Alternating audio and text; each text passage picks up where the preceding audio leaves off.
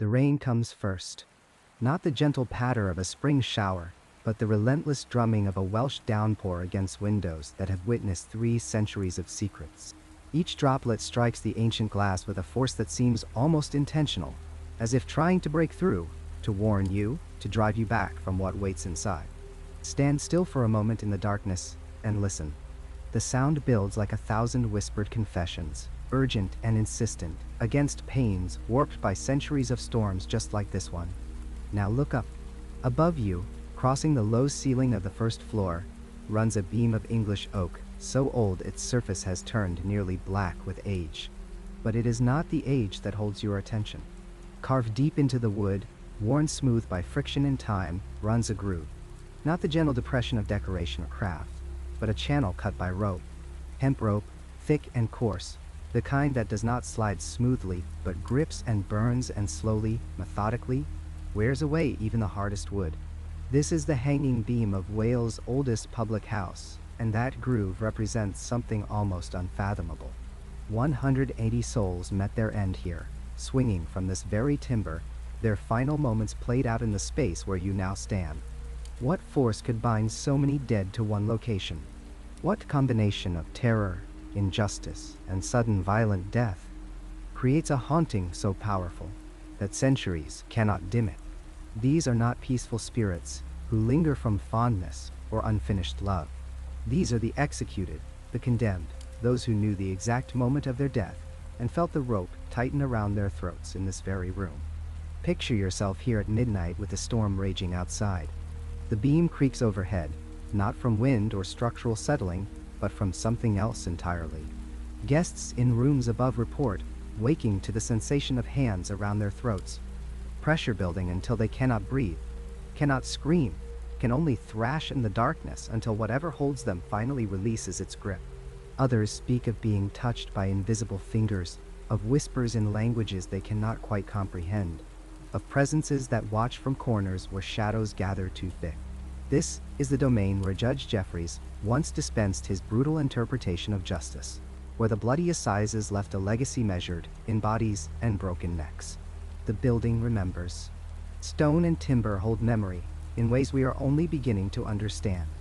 And this place has absorbed every final breath, every desperate prayer, every drop of blood spilled in the name of law and order. The dead have never left. And tonight, in the rain and the darkness, you are about to discover why.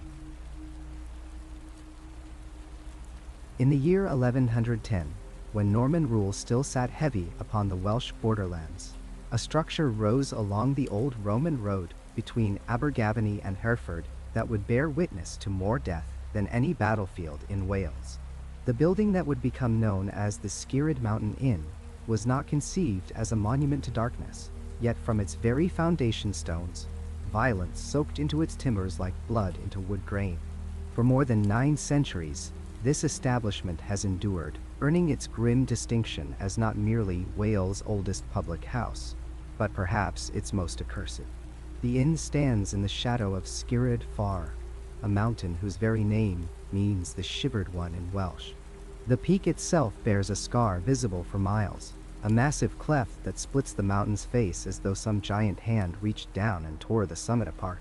Local legend holds that this rupture occurred at the precise moment of Christ's crucifixion, when the earth itself recoiled at the weight of divine suffering. Whether one accepts this as theological truth or poetic metaphor, the mountain's fractured visage has cast its shadow over the inn since that first foundation stone was laid. Some believe the ground beneath the Skirrid Mountain Inn is cursed, that the violence of that cosmic moment left an imprint on the land itself, a spiritual wound that draws darkness like flesh, draws infection. For centuries, the inn served travelers along this crucial route, providing shelter, sustenance, and ale to those journeying between England and the Welsh interior. But the building's function expanded in ways that would permanently stain its history. By the 17th century, the upper floor had been converted into a makeshift courtroom, and it was here that the machinery of judicial murder found one of its most efficient workshops. The wooden beams that supported the ceiling, the same beams that sheltered weary travelers below, would soon serve a far more sinister purpose. The year 1685 brought the Monmouth Rebellion, an ill-fated uprising led by James Scott, the Duke of Monmouth, who challenged the Catholic King James II's claim to the throne. The rebellion drew support from Protestant commoners and lesser gentry throughout southwest England and the Welsh borders, men who believed they were fighting for religious freedom and legitimate succession. The rebellion lasted mere weeks before being crushed at the Battle of Sedgemoor, but the true horror began only after the military defeat. King James dispatched Judge George Jeffreys to the western counties with instructions to root out every trace of rebellion and make such an example of the conspirators that no Englishman would dare raise arms against the crown again for generations. Jeffreys, already notorious for his cruelty and his volcanic temper, approached this task with an enthusiasm that shocked even his contemporaries. What followed became known as the Bloody Assizes, a series of trials that were trials in name only. Judicial proceedings so abbreviated and predetermined that they functioned as nothing more than assembly line executions dressed in legal robes. Jeffreys came to the Skirrid Mountain Inn because the location served the crown's purposes perfectly. Remote enough that the screams would disturb no one of importance, yet accessible enough to process large numbers of accused rebels efficiently. The inn's upper room became his courtroom, and here Jeffreys held court with a ruthlessness that seemed almost inhuman in its cold calculation. The accused were dragged before him, often in groups, their supposed crimes announced in cursory fashion. Evidence, when presented at all, consisted of the flimsiest accusations, rumors, or simple geographic misfortune of living near someone suspected of rebel sympathies. The trials were brutally efficient. Jeffreys would arrive at the inn in the morning, and by midday, a dozen men might be tried, convicted, and sentenced. The condemned were not taken elsewhere for their executions. That would have been too time-consuming, too merciful. Instead, they were hanged from a beam that still exists in the building to this very day, a massive oak support that spans the stairwell between floors. Rope marks, worn smooth by the friction of countless nooses, remain visible in the wood, grooves that tour guides point out to visitors who come seeking ghosts and finding instead the mundane, terrible evidence of systematic murder. The condemned would climb those stairs knowing they would not descend them alive. The rope would be fitted around their necks while they stood on the upper floor. Then they would be pushed through an opening, their bodies dropping until the rope went taut and their necks snapped. If they were fortunate, death came quickly. If not, they would strangle slowly while the next group of accused waited their turn, listening to the sounds of dying men struggling above them. Witnesses described how the building would creak and groan with the weight of the hanged, how the beam would flex but never break, as though the wood itself had grown accustomed to its grim duty.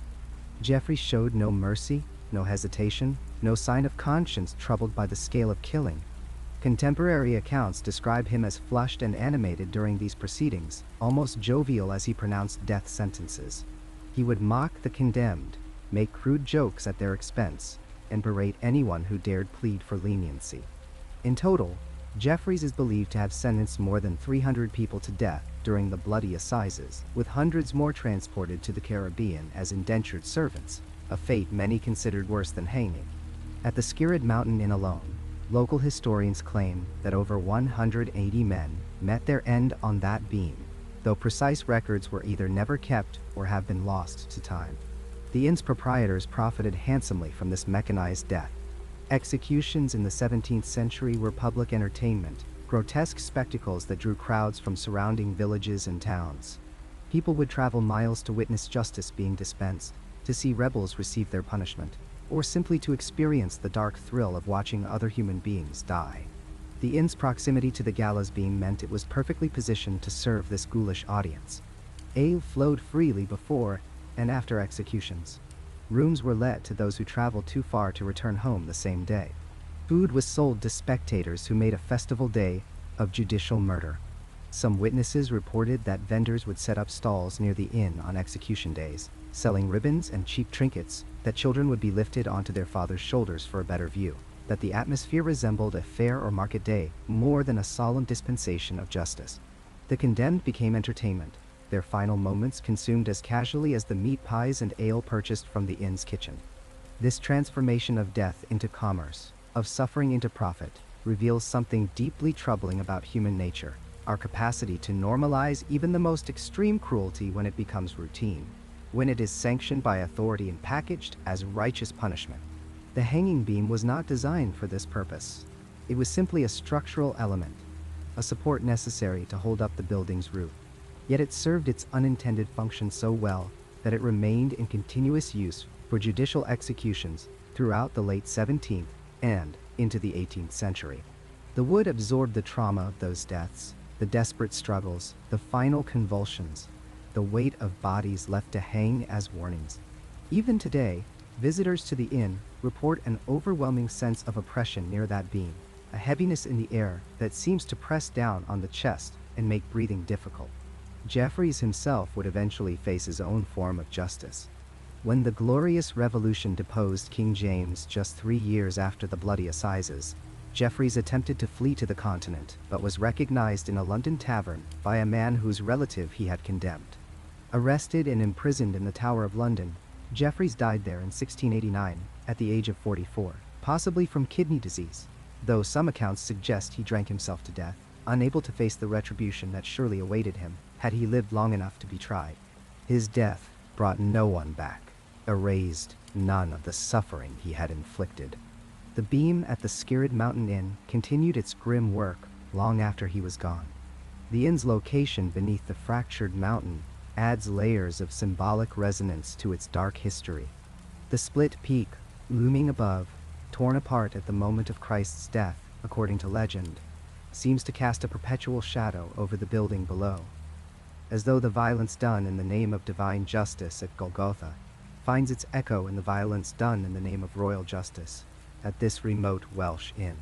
Both places transformed into sites where human life was ended with bureaucratic efficiency, where death became routine, almost banal in its frequency. The building stands today, still operating as a public house, still serving travelers along roads that now carry cars instead of horses. The hanging beam remains exactly where it has always been, unremovable without compromising the building's structural integrity. Tour guides speak of ghostly footsteps on the stairs, of rope burn marks that seem to deepen in the winter months, of shadows that hang from the beam when no physical object casts them. Whether these phenomena represent genuine supernatural activity or the power of suggestion working on minds primed by dark history, they speak to the way violence inscribes itself into place, how spaces can become repositories for trauma that echoes across centuries. The Skirrid Mountain Inn reminds us that evil rarely announces itself with theatrical malevolence. Instead, it often arrives dressed in the robes of authority, speaking the language of law and order, transforming murder into duty and brutality into righteousness. Judge Jeffries believed he was serving his king and his nation. The crowds who gathered to watch believed they were witnessing justice. The innkeepers who profited believed they were simply conducting business. Yet from the distance of centuries, we recognize these proceedings for what they truly were. Systematic murder elevated to spectacle, cruelty normalized through repetition, and a building transformed into an execution machine that would continue grinding through human lives long after the rebellion it was meant to punish had been forgotten. The old staircase creaks under footsteps that have climbed its worn treads for centuries, but some of those footsteps belong to visitors who never left. Of all the spirits said to wander these shadowed halls, none appears more frequently, more sorrowfully, than the woman in white who haunts the stairwell and the upper chambers of this ancient inn. She drifts through the darkness in flowing white robes that seem to shimmer with their own pale luminescence, a figure so real that witnesses often mistake her for a living guest until she vanishes before their eyes. Her appearances follow a pattern that staff members have learned to recognize over the decades, a sequence of phenomena that announces her presence before she materializes in the gloom.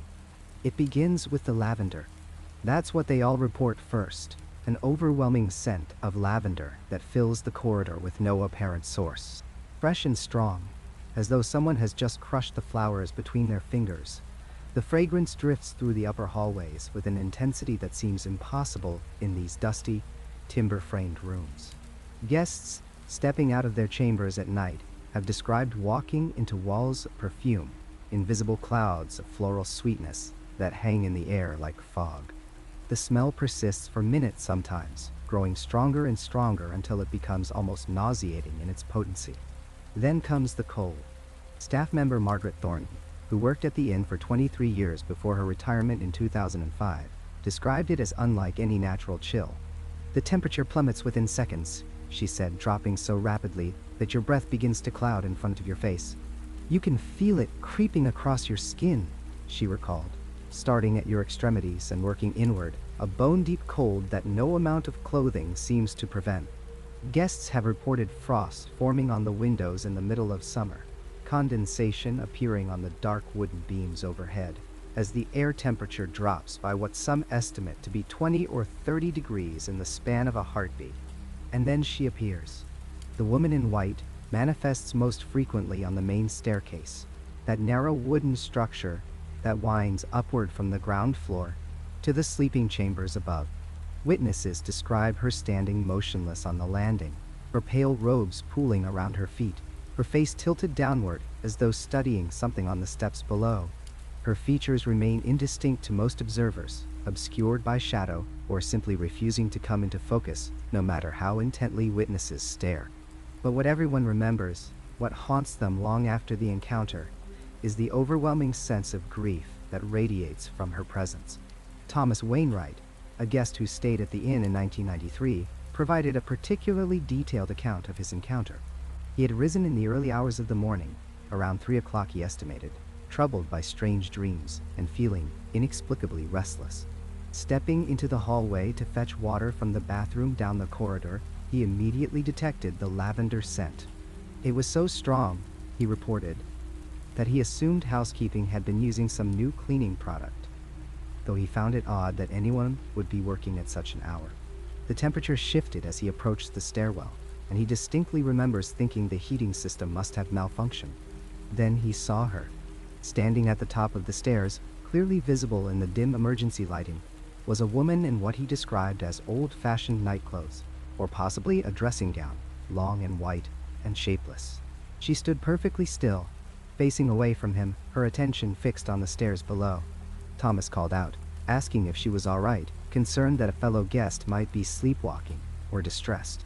The figure turned slowly toward him, and though he couldn't make out her facial features clearly, he was struck by an immediate and overwhelming sensation of profound sadness. "It crashed over him like a wave," he said in his written statement, a grief so intense it brought tears to his eyes within seconds. He stood frozen, unable to move or speak, as the figure began to descend the staircase. Her movement seemed strange, he noted, as though she were floating rather than walking, her feet making no sound on the wooden steps that creaked loudly under even the lightest tread. Thomas watched her progress down 3 or 4 steps before she simply faded from view, becoming transparent and then vanishing entirely, leaving him alone in the hallway with only the fading scent of lavender and that crushing weight of sorrow pressing against his chest.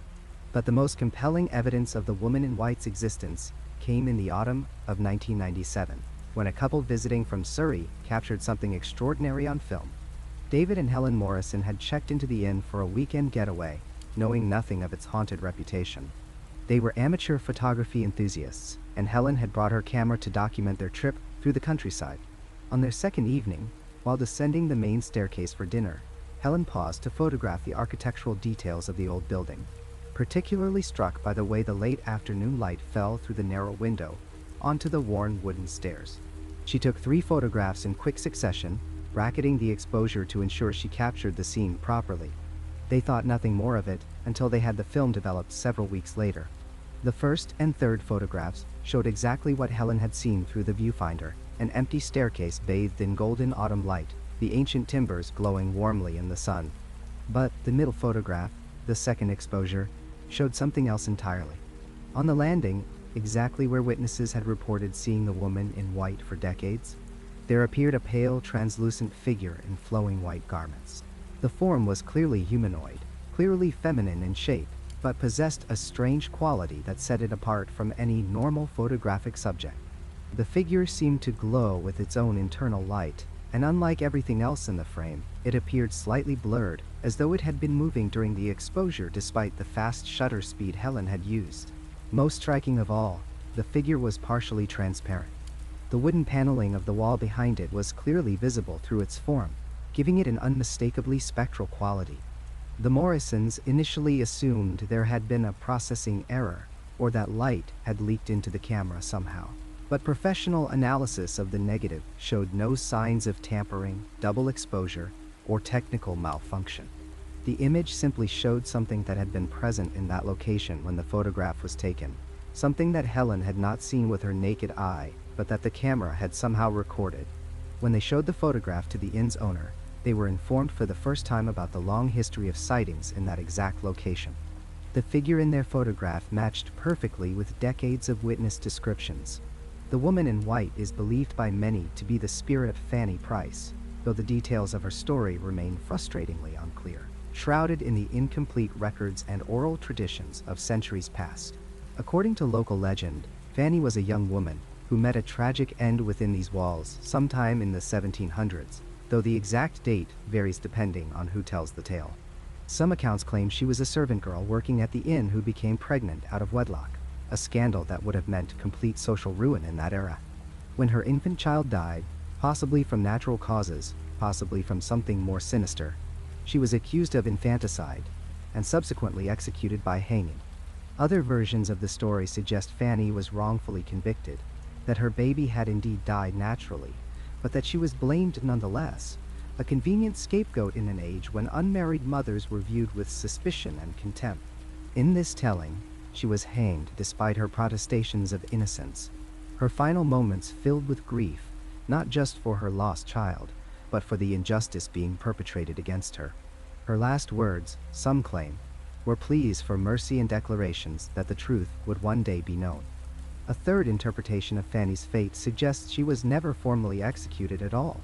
In this version, she took her own life within the inn itself, overcome by grief and shame, hanging herself from the beams that still crossed the upper chambers. The white robes witnesses described seeing might be her burial shroud, or perhaps the nightgown she wore when she died. This version of events would explain why her spirit seems so thoroughly bound to this specific location, unable or unwilling to move beyond the walls that witnessed her final despair. Regardless of which version holds the truth, if any do, what remains consistent across all accounts is the profound sense of sorrow that accompanies her appearances. Witness after witness describes this same phenomenon, an emotional weight that seems to emanate from the figure itself. Clinical psychologist Dr. Sarah Chen, who has studied paranormal experiences and their psychological impacts, suggests that if ghosts do exist, they might represent emotions made somehow tangible, particularly emotions of extraordinary intensity like grief, rage, or fear. If Fanny Price did die in circumstances involving the loss of a child and her own life, whether through execution or suicide, the emotional trauma of those events might have left an imprint that persists across centuries. Night staff member James Kellaway, who worked the late shift at the inn from 2008 to 2015, reported seeing the woman in white on at least 7 separate occasions. Each sighting followed the same pattern, he confirmed. The lavender scent, the dropping temperature, and then her appearance, always in the same locations, always in the same white robes, always radiating that unbearable sadness. He learned to recognize the signs, he said, and would sometimes leave the area when the lavender became too strong, finding that he couldn't bear the emotional impact of her presence. The most unsettling aspect of his accounts was his description of her face on the occasions when he glimpsed it clearly. Her features were twisted in anguish, he reported, her mouth open as though crying out, though no sound ever accompanied her appearances. Her eyes held a desperate quality, searching, pleading, looking for something or someone that would never be found. It was the face of someone experiencing the worst moment of their life, frozen in that instant of ultimate despair and unable to escape it. Guests who have encountered her rarely stay for the remainder of their booking. The experience proves too unsettling, too emotionally draining. Many report difficulty sleeping after witnessing her, plagued by nightmares or simply by the lingering sensation of that terrible grief. Some describe feeling watched from the shadows, as though she continues to observe them even when invisible. Others mention hearing soft crying in the night, so faint it might be mistaken for the wind, but too rhythmic, too human to be dismissed entirely. The woman in white continues to walk her eternal rounds, climbing and descending the staircase that may have been the last thing she saw before her death. She appears to guests and staff alike, showing no preference for believers or skeptics, manifesting to anyone who happens to be in the right place at the right time. The lavender announces her coming, the cold confirms her presence, and the grief she carries touches everyone who encounters her, leaving them forever changed by their brush with a sorrow that time has been unable to diminish.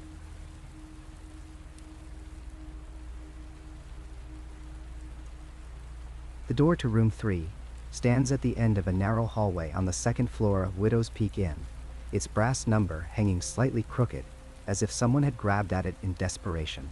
The wood is darker than the other doors, stained by decades of paranoid guests requesting room changes, their palms sweating against the frame as they fumbled with keys, suddenly convinced they'd made a terrible mistake.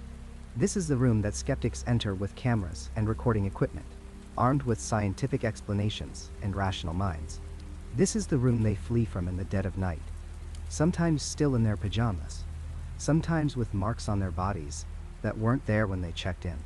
The inn's current owners, Thomas and Margaret Henley, acquired the property in 2008. They learned about Room 3's reputation during their first week when a couple from Ohio departed at 2 in the morning, leaving behind their luggage and refusing to return for it, even in daylight. Margaret remembers the woman's face, pale as chalk, her voice shaking as she described hands closing around her throat while her husband slept inches away.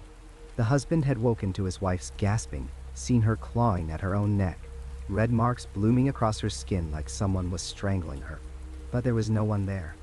The room was empty except for the two of them, and the temperature had dropped so dramatically that their breath came out in clouds of vapor despite it being July. The Henleys thought it was an isolated incident, perhaps a shared nightmare or carbon monoxide hallucination.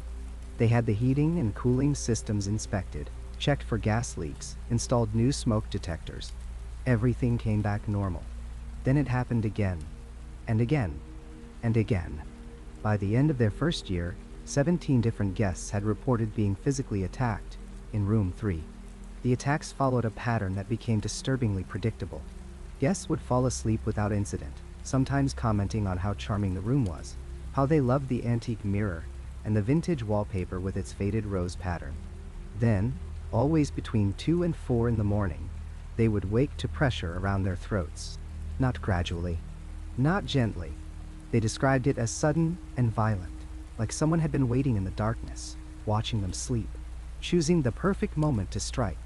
Jennifer Calloway, a nurse from Massachusetts who stayed in room 3 in 2011, provided one of the most detailed accounts. She's a woman trained to remain calm in emergencies, someone who has held dying patients' hands and performed CPR in parking lots. She doesn't scare easily. But what happened to her in room 3 shattered her sense of reality in a way that emergency medicine never had. She woke at 3:17 in the morning. She remembers the exact time because she managed to look at the digital clock on the nightstand as she struggled. Invisible hands were wrapped around her throat, thumbs pressing into her windpipe with methodical precision. She tried to scream, but could only manage a thin wheeze. She thrashed, kicked at the blankets, reached up to pry away fingers that weren't there. She could feel them though, could feel the pressure of each individual digit, could sense the intent behind them. This wasn't random. This was personal. This was someone who wanted her to know what it felt like to be strangled, to feel life being squeezed out breath by breath. The attack lasted approximately 45 seconds, though Jennifer says it felt like an eternity. Then, as suddenly as it began, the pressure released. She gasped, coughed, her throat raw and aching. When she turned on the lights, her hands were shaking so badly she could barely flip the switch. In the bathroom mirror, she saw what she'd already felt. Bruises forming around her neck in a perfect handprint pattern. 4 fingers on one side, a thumb on the other. She photographed them with her phone, took multiple shots from different angles, documentation instinct overriding her terror. Then she packed her bag, went down to the front desk, and checked out without explanation. She drove 3 hours back home in the middle of the night rather than stay until morning. She still has those photographs. The bruises took 2 weeks to fade completely. The physical evidence is what makes room 3 different from typical ghost stories. Guests don't just report feeling scared or sensing a presence. They leave with marks on their bodies. Scratches appear on necks and shoulders, thin red lines that weren't there when they fell asleep. Bruises bloom in the shape of fingers. One guest, a college professor named David Marsh, woke to find a rope burn circling his neck, the skin raw and blistered, as if actual rope had been pulled tight. He'd never been near a rope. The inn doesn't keep rope anywhere on the property, a deliberate choice made years ago. Yet the burn was real enough that he required medical treatment at the local urgent care center. The doctor who examined him, a woman who had practiced in the area for 20 years, told him it was the fifth such injury she'd seen from guests of Widow's Peak Inn. She didn't seem surprised. The most famous incident involving Room 3 occurred in 2014, when Marcus Brennan, an investigative journalist for a prominent paranormal debunking website, checked in specifically to expose what he called the inn's manufactured haunting. Brennan had built a career on revealing fake mediums, explaining away supposed supernatural phenomena, and generally mocking people who believed in ghosts. He arrived with electromagnetic field readers, thermal cameras, motion sensors, and a deeply condescending attitude. He interviewed the Henleys, barely concealing his smirk as they described the attacks. He set up his equipment throughout Room 3, creating a web of sensors and recording devices. He went to bed at 11 p.m., confident he'd wake up with footage of absolutely nothing happening. At 3:12 a.m., Marcus Brennan ran out of Room 3 screaming. Other guests heard him. Doors opened up and down the hallway. He was clutching his throat, blood seeping between his fingers from deep scratches that ran from his jawline to his collarbone. His eyes were wild, unfocused. Thomas Henley, who came running at the commotion, said Brennan looked like a man who'd seen his own death. In the lobby, as Margaret brought first aid supplies, Brennan kept repeating the same words. I couldn't breathe. I couldn't breathe. There were hands. I felt the hands. He refused to go back into the room, even to retrieve his expensive equipment. The Henleys offered to pack it up for him. He told them to keep it, burn it, throw it away. He wanted nothing that had been in that room. Later, after he'd calmed down slightly, Brennan provided a more coherent account. He'd been in deep sleep when he woke to weight on his chest, as if someone was straddling him. Then hands, ice cold and impossibly strong, closed around his throat. He opened his eyes but saw nothing, just the dark room and the red lights of his recording equipment. He tried to fight back, swinging at empty air, but the pressure only increased. He felt his vision starting to tunnel, felt consciousness slipping away. In what he thought might be his final moments, he heard a sound. The creak of rope under strain, the subtle groaning of fibers stretching and twisting. The sound of a noose. Then he heard something worse. A voice, barely a whisper, rough and damaged. Join us. The hands released. Brennan rolled out of bed, felt wetness on his neck, realized he was bleeding. He ran. Brennan's article never appeared on his debunking website. Instead, he published a short statement saying he was taking a leave of absence from paranormal investigation for personal reason. People who knew him said he was never quite the same, that something in his eyes had changed. He moved away from the area within 6 months and stopped writing about the supernatural entirely. Room 3 isn't just about the attacks, though. It's about the atmosphere, the feeling that permeates the space even in bright daylight. Guests who stay there, whether they experience an assault or not, almost universally report a sense of oppressive dread. The air feels thick, harder to breathe, as if the room itself is suffocating. Shadows seem darker than they should be, pooling in corners with unusual density. The antique mirror, which dates back to the 1800s and was original to the building, sometimes shows movement that doesn't match reality. Guests report seeing figures standing behind them when they look in the glass, shapes that vanish when they turn around. Objects move in Room 3 with disturbing regularity. Suitcases that were left by the door end up on the bed. Clothes hung in the closet are found piled on the floor.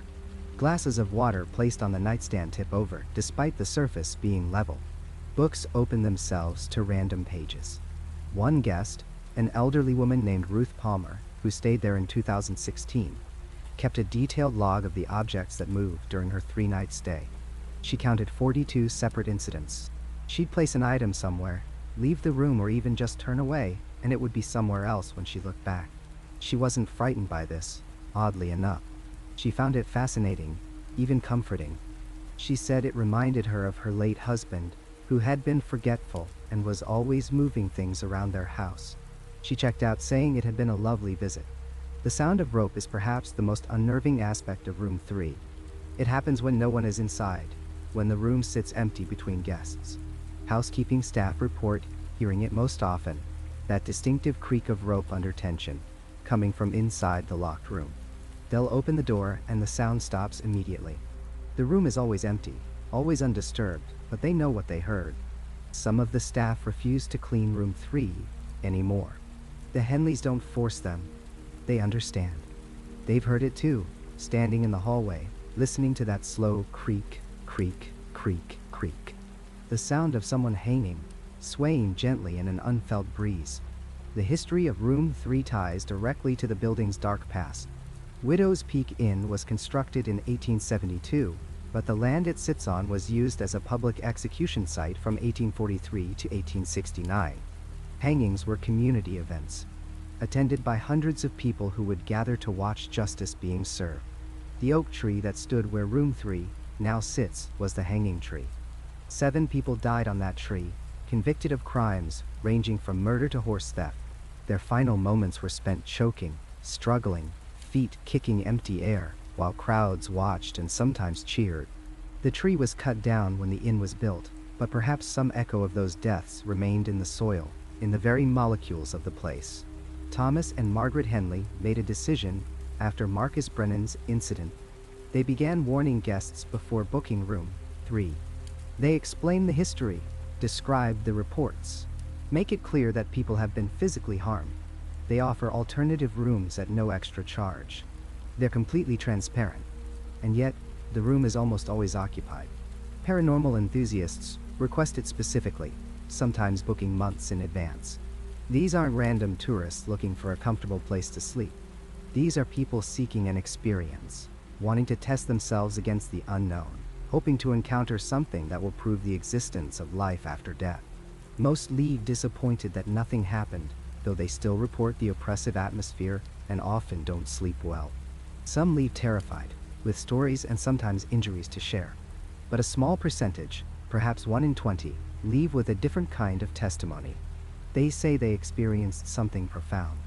They describe being touched, choked, scratched, but they use words like exhilarating, transformative, even intimate. These guests talk about feeling connected to the dead, about understanding the final moments of the condemned men who died on that spot. They describe the choking as communication, the scratches as messages. Some request to stay multiple nights. Some return year after year. Ellen Voss is one such repeat visitor. She stayed in room 311 times as of last count. She's a retired librarian from Vermont, soft-spoken and grandmotherly. She's been choked 4 times, has scars on her neck from scratches received during her visits. She calls the entities in room 3 her friends. She says they're not trying to hurt people, they're trying to share their experience, to make the living understand what they went through. She believes they were wrongfully executed, that they're trapped, reliving their deaths over and over. She thinks allowing them to share that experience, to transfer the sensation to the living, gives them moments of peace. She may be completely wrong. She may be rationalizing trauma, but she keeps going back, and the Henleys have stopped trying to talk her out of it. Room 3 remains the most actively haunted location in Widow's Peak Inn, a place where the veil between the living and the dead seems tissue thin, where the past reaches into the present with cold, strangling hands. The rope creaks in empty rooms.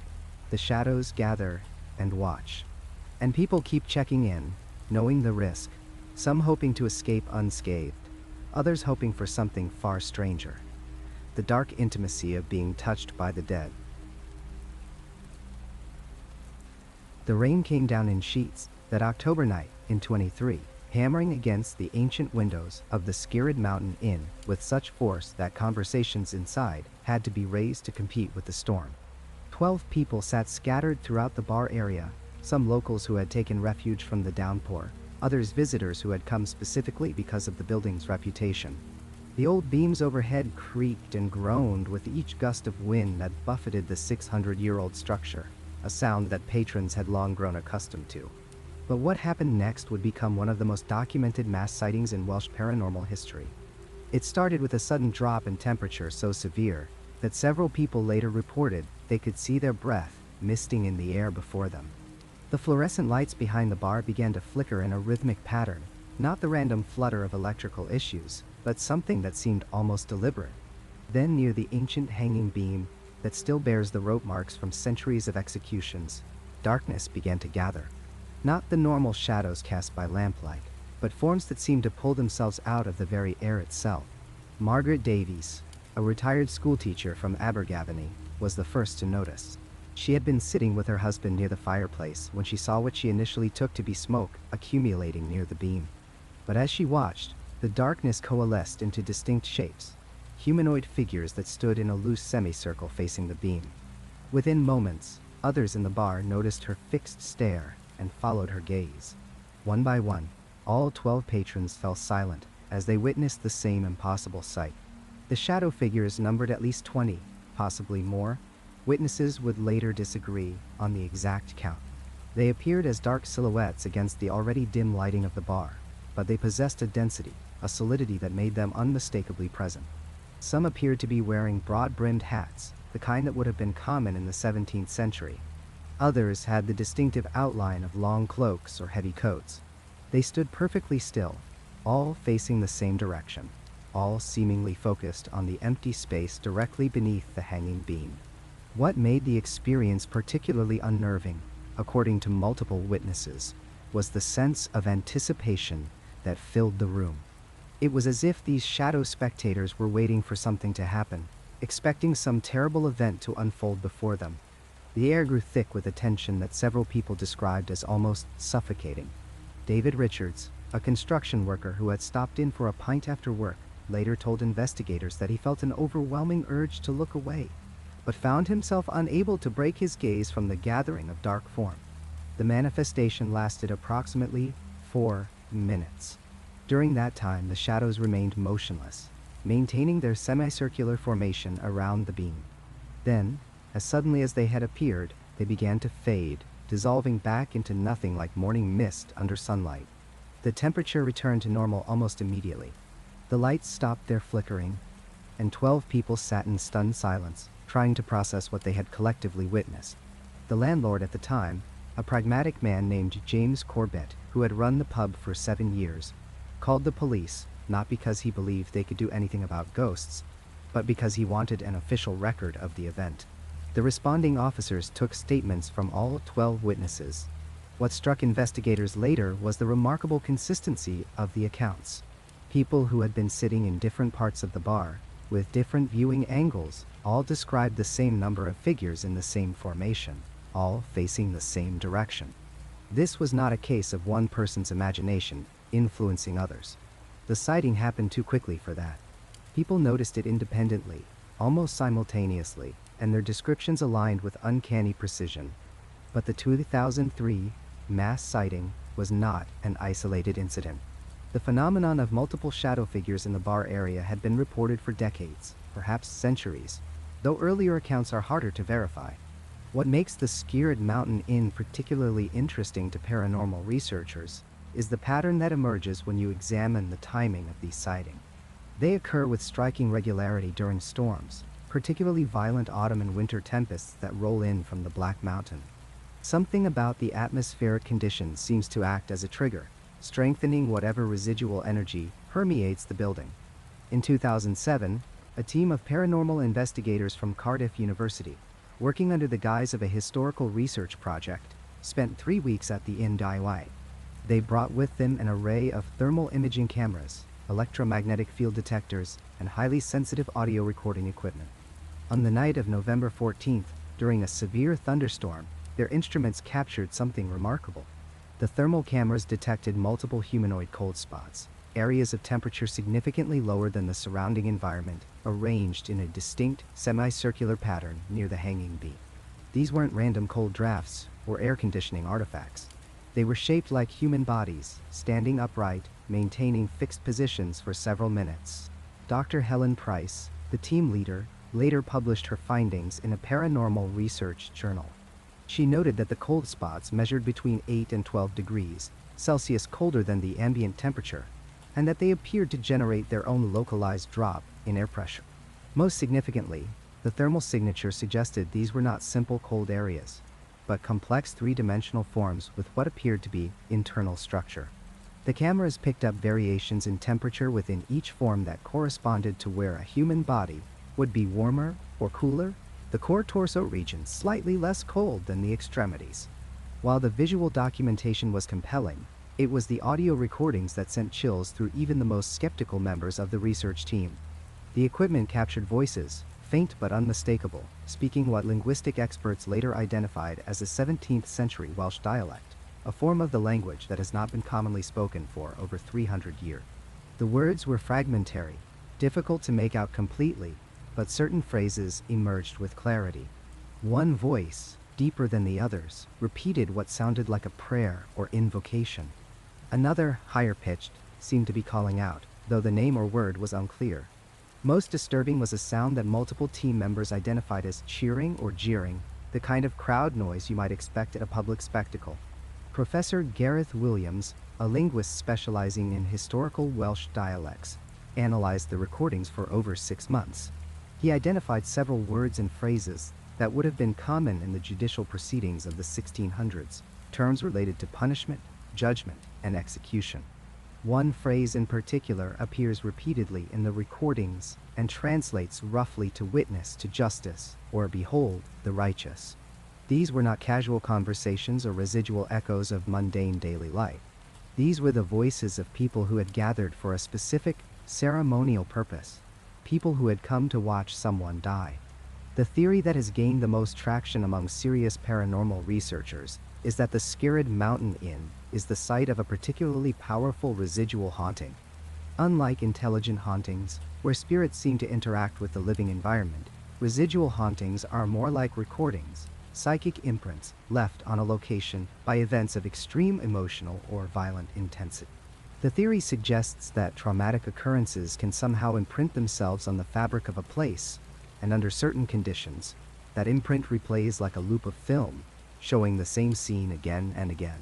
If this theory is correct, what visitors to the Skirrid Mountain Inn are witnessing is not ghosts in the traditional sense, but rather an echo, a psychic residue of the crowds who gathered to watch executions when the building served as a courthouse and place of public punishment. Hanging was not a private affair in 17th century Wales. It was theater, moral instruction delivered through spectacle. People would come from surrounding villages, sometimes traveling for hours, to witness justice being carried out.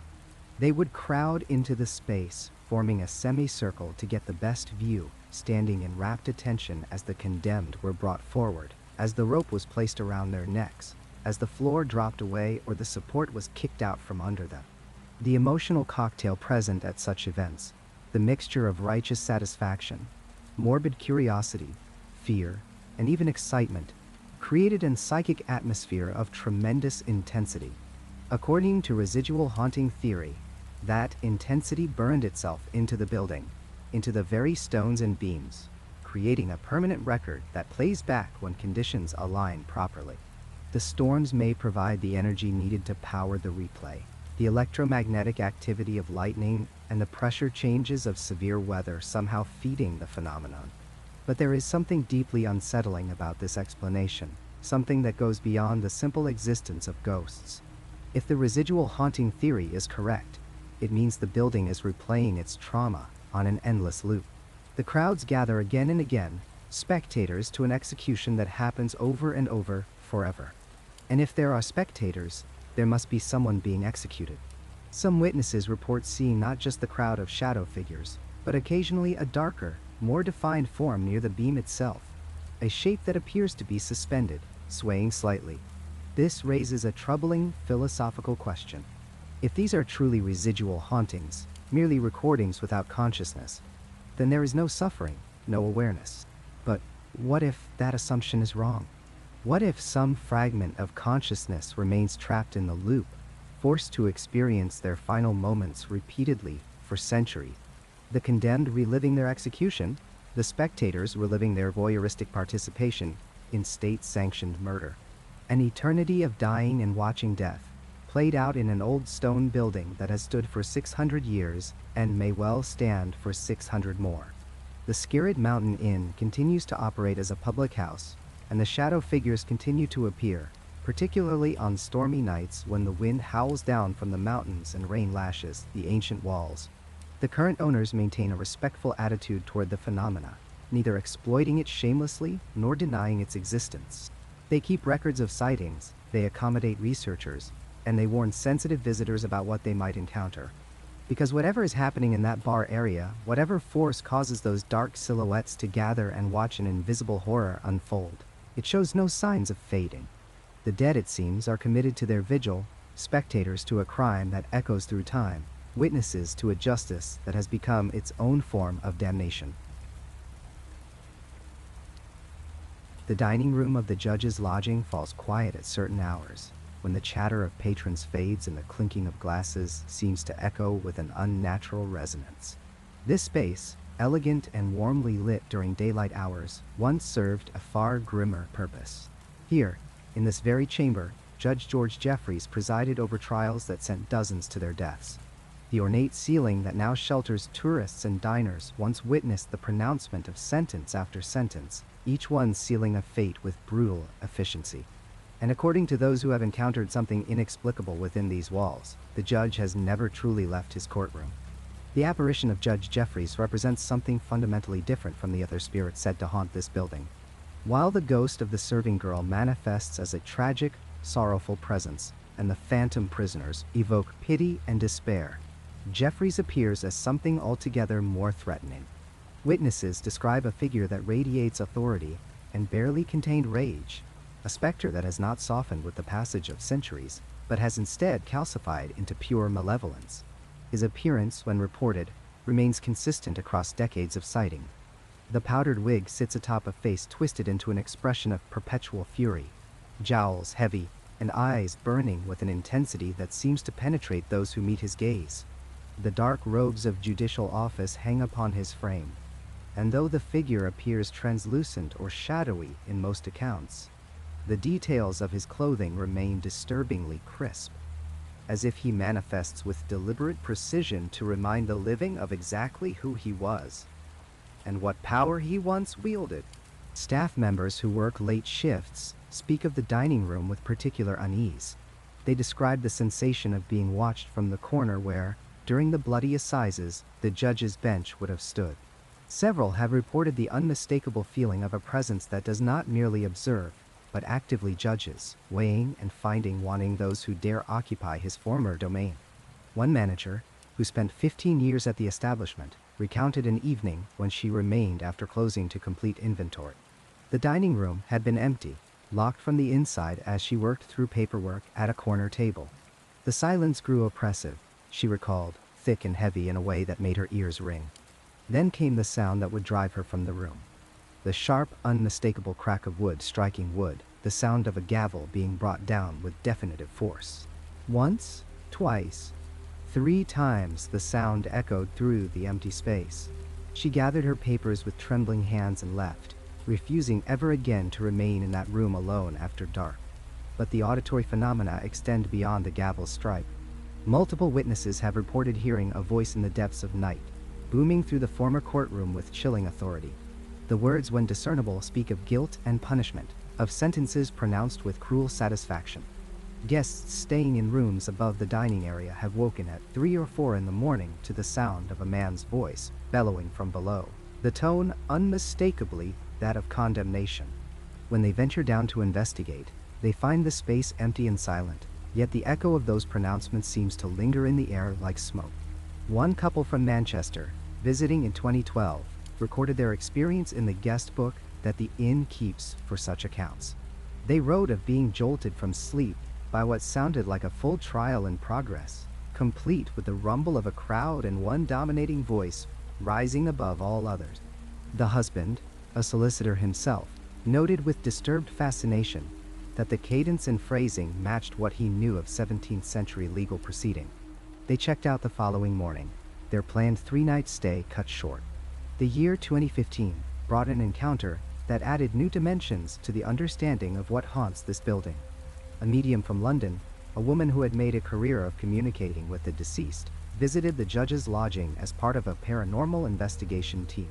She had requested access to the dining room during the early hours of the morning, that liminal time when, according to tradition, the veil between worlds grows thin. What transpired during those hours left even this experienced practitioner shaken. According to her account, provided later to local researchers and preserved in their archives, she made contact with a presence that identified itself as George Jeffreys. The communication, she reported, came not as words but as overwhelming impressions and emotions that flooded her consciousness with such force that she nearly broke the connection immediately. What she encountered was not the apologetic specter of a man seeking redemption or release from earthly bonds. Instead, she described a personality seething with undiminished rage, a fury directed at everything and everyone. There was no remorse in this entity, she insisted, no recognition that the cruelties inflicted during life carried any moral weight. Rather, the presence expressed only anger at being disturbed, at having its domain trespassed upon by the living who had no right to judge him in return. The medium spoke of an intelligence behind the haunting, a deliberate consciousness that chose to remain earthbound not out of any need for resolution, but out of sheer stubborn pride and unwillingness to relinquish power. When asked if the spirit showed any awareness of the suffering it had caused, any indication of growth or change across the centuries of death, she could only shake her head. The entity, she concluded, remained exactly what it had been in life. A man who believed absolutely in his right to dominate and condemn, who drew satisfaction from the exercise of merciless authority. The medium's experience aligned disturbingly well with reports from those who had encountered the apparition directly. The judge's ghost does not simply appear and fade like so many residual hauntings, those echoes of past events that replay without consciousness or intent. Instead, witnesses describe an interactive presence, one that seems aware of observers and reacts to them with focused hostility. A university student visiting in 2008 reported an incident that left her traumatized for months afterward. She had been dining alone in the restaurant section, reading a book while finishing her meal as the evening wound down. Movement in her peripheral vision drew her attention to the far end of the room, where a figure stood that had not been there moments before. She described the shock of recognition, though she had never seen this person before, the wig, the robes, the face contorted in rage. But what froze her in her seat was not merely the impossible presence of this apparition. It was the fact that the figure was staring directly at her, and as she watched in paralyzed horror, it raised one arm and pointed a finger in her direction. The gesture carried unmistakable accusation, condemnation without trial or evidence. The figure remained frozen in that posture for what felt like an eternity, but likely lasted only seconds before it simply ceased to be visible, vanishing as if it had never existed. The aftermath of that encounter proved almost as disturbing as the event itself. The student returned to her dormitory that night but found sleep impossible. When exhaustion finally dragged her into unconsciousness, she experienced nightmares of overwhelming vividness, dreams in which she stood accused before a court that offered no defense, no appeal, only the certainty of punishment. These nightmares continued night after night, eroding her mental state and interfering with her studies. But worse than the dreams was the string of misfortunes that plagued her in the following weeks. Small at first, they accumulated: a laptop failure that destroyed her thesis work, a minor car accident that totaled her vehicle, the sudden illness of a family member, the loss of her part-time job due to circumstances beyond her control. She began to feel cursed, marked by that pointing finger in ways she could not rationally explain but could not dismiss. Hers was not an isolated case. Others who reported being singled out by the apparition, who described the judge's spectral form pointing directly at them with that gesture of damnation, experienced similar pattern.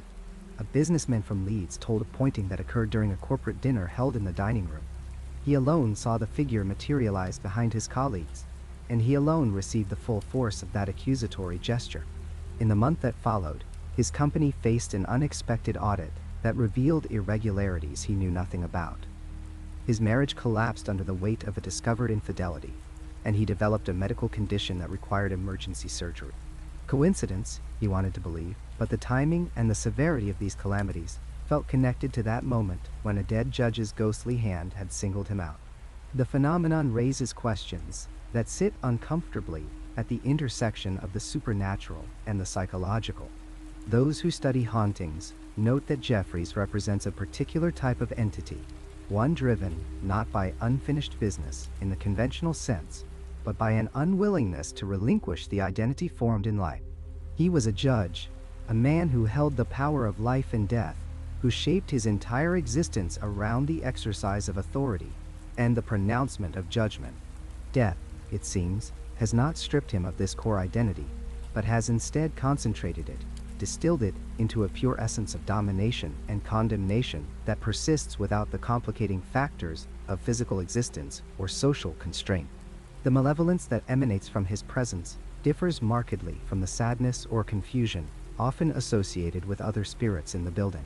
Staff members describe an oppressive quality to the air when they sense his proximity, a heaviness that presses down on the chest and makes breathing feel labored. The temperature drops, as it does in many ghostly encounters, but here the cold carries a quality of menace rather than mere absence of warmth. It feels, witnesses say, like the chill of a courtroom where mercy has been permanently exiled, where the only certainty is the inevitability of condemnation. Some who have studied the history suggest that Jeffries himself may have been driven by demons of his own making even in life.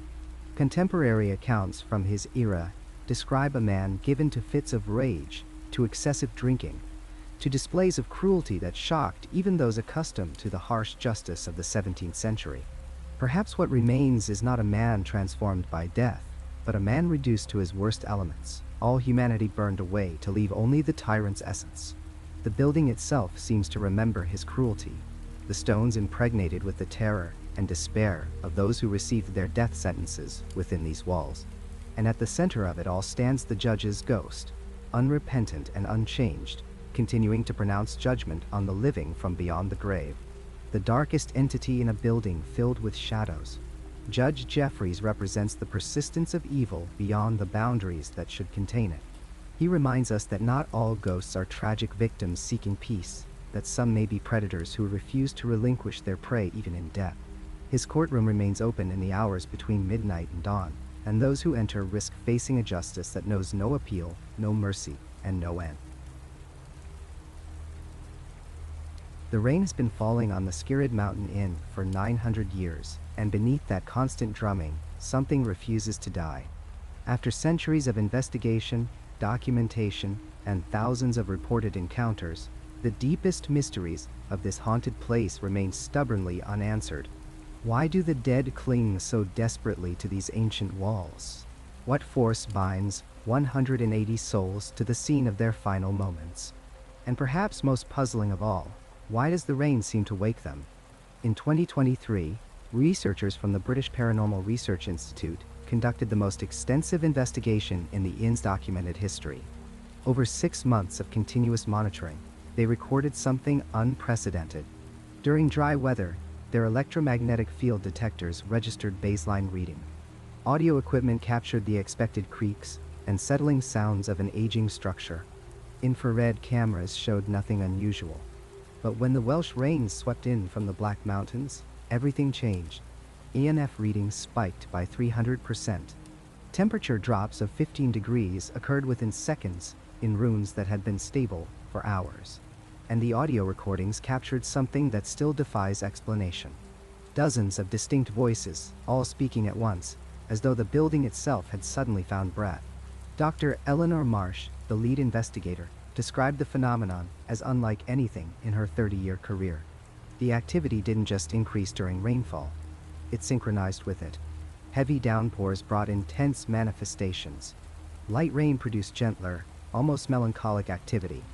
It was as if the precipitation acted as a conductor, channeling energy that remained dormant in fair weather. But why? What connection could possibly exist between water falling from the sky and the trapped consciousness of those who died centuries ago? One theory involves the mountain itself. Skirrid Mountain is composed primarily of limestone, a sedimentary rock that has long fascinated paranormal researchers. Limestone contains crystalline structures that some scientists believe could theoretically store electromagnetic energy much like a primitive battery. During execution after execution, as 180 souls departed their bodies in terror and anguish, Could that raw emotional energy have imprinted itself into the very stone? Rain, being conductive, might activate these stored impressions, playing them back like some cosmic recording device. The building stands atop limestone foundations, its walls incorporating stone from the mountain itself.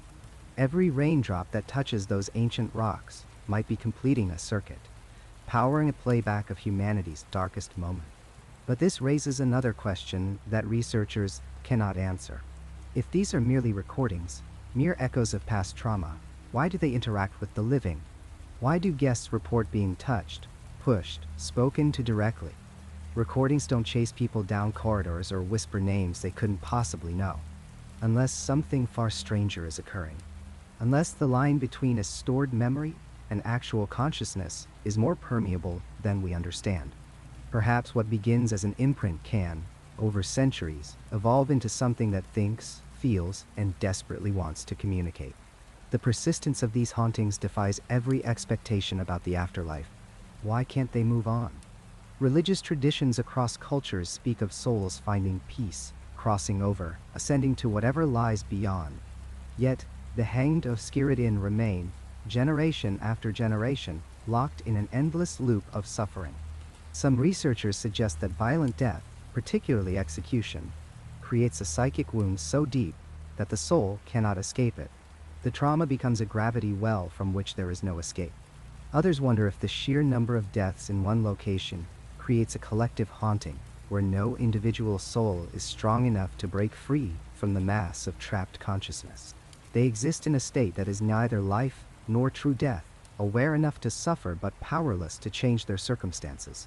The 2023 investigation captured something else that troubles researchers deeply. The activity levels are increasing. Comparing data from studies conducted in the 1990s with current readings shows a clear upward trend. Whatever haunts the Skirrid Inn is not fading with time. It's growing stronger, more aggressive, more present.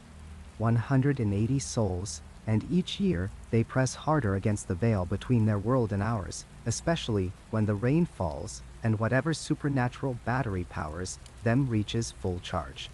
And here lies perhaps the strangest paradox of all. While paranormal investigators document unprecedented levels of supernatural activity, while guests flee their rooms in terror during storms, and while the trapped dead supposedly scream their anguish into recording devices, thousands of people listen to ambient recordings from the Skirrid Inn to help them sleep. YouTube videos titled "Sleep: Sounds from Britain's Most Haunted Inn" rack up millions of views. The patter of rain on ancient roof tiles, the creak of old timber, the whisper of wind through medieval corridors, all the sounds that surround 180 tormented souls have become comfort noise for the living. People drift peacefully into dreams while listening to the exact atmospheric conditions that trigger the most intense hauntings on record. We seek rest in the very place where rest is eternally denied. The rain will always fall on the Skirrid Inn. Storms will continue to sweep across the Black Mountains, and when they do, something will wake in the darkness of that 900-year-old building. The limestone will remember, the walls will speak, and 180 souls will press against the boundaries of death, trying perhaps to warn us, or beg us, or simply remind us that they still exist in whatever terrible state existence has become for them. Beneath the sound of rain that people play to soothe themselves to sleep, if you listen closely enough with the right equipment on the right storm-drenched night, you can still hear the creak of rope against ancient wood.